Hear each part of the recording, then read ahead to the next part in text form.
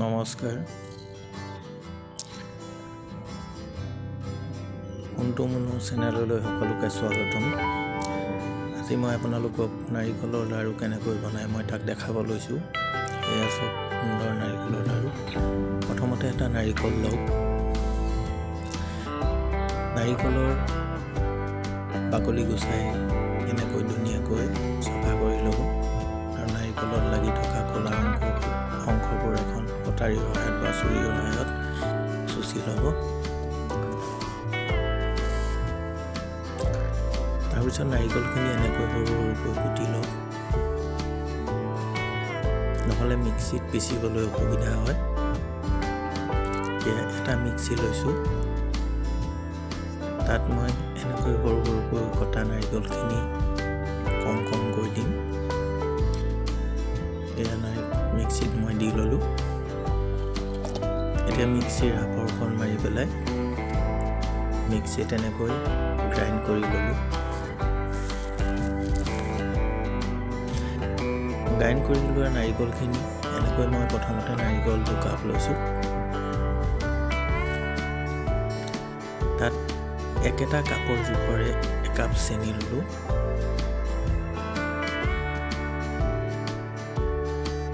এতিয়া ভালকৈ নাৰিকল আৰু এই চেনিখিনি ভালকৈ মিহলাই লৈছোঁ।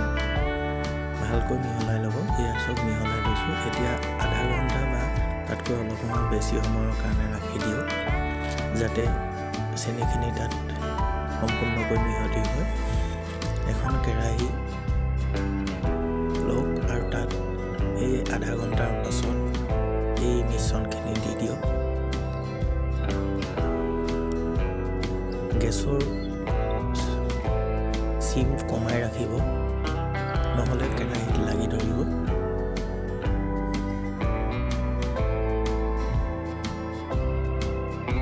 এয়া গোটেই মিশ্ৰণখিনি দি দিলোঁ।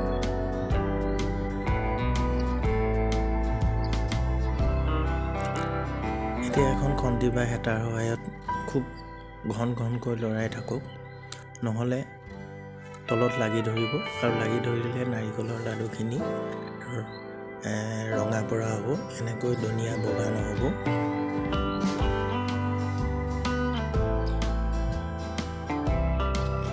আপোনালোকে যিমান পাৰে কেৰাহীখন চফা কেৰাহী ল'ব।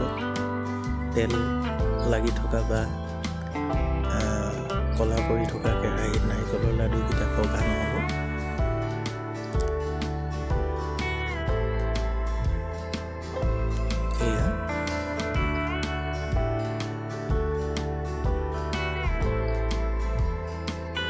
এনেকৈ খুব কম সময়ৰ ভিতৰত লৰাই থাকিব আৰু নাৰিকলৰ পৰা পানীখিনি যেতিয়া শুকাই যাব আৰু লাহে লাহে চেনিখিনি গলিবলৈ আৰম্ভ কৰিব আৰু গলি পেলাই আৰম্ভ কৰি এইখিনি আঠা হ'বলৈ আৰম্ভ কৰিব।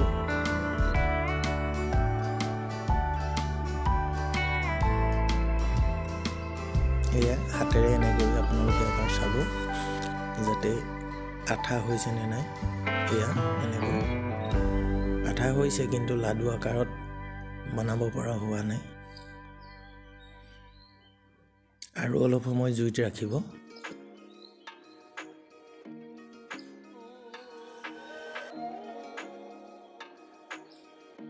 ঘনকৈ লৰাবলৈ নাপাহৰিব। ইয়াৰ পৰা যদি অকণমান সময়ৰ কাৰণে আপুনি আঁতৰি যায়, এইখিনি ক'লা পৰি যাব।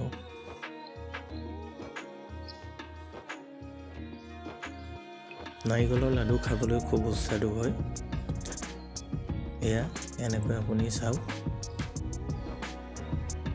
অলপ অলপ আঠা হ'বলৈ ধৰিছে, কিন্তু লাডু হোৱা নাই, তথাপিও ভাগি গৈছে।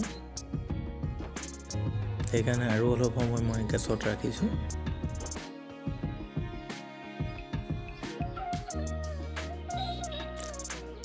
বিহুৰ বতৰতে হওক বা অন্য যিকোনো সময়তে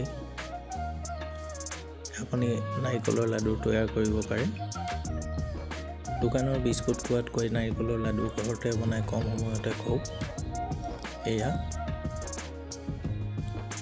লাডু হ'বলৈ আৰম্ভ কৰিছে যদিও সিমান ভালকৈ হোৱা নাই, আৰু অলপ সময় মই ৰাখিম।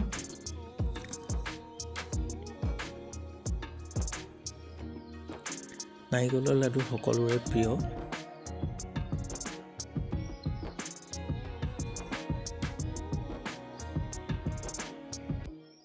এয়া চব লাডু হ'বলৈ আৰম্ভ কৰিছে। এতিয়া মই গেছটো অফ কৰি দিম।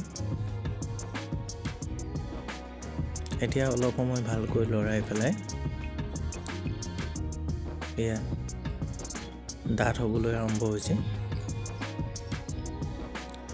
এতিয়া এই মিশ্ৰণখিনি মই এখন ডিছত কাঢ়ি ল'ম।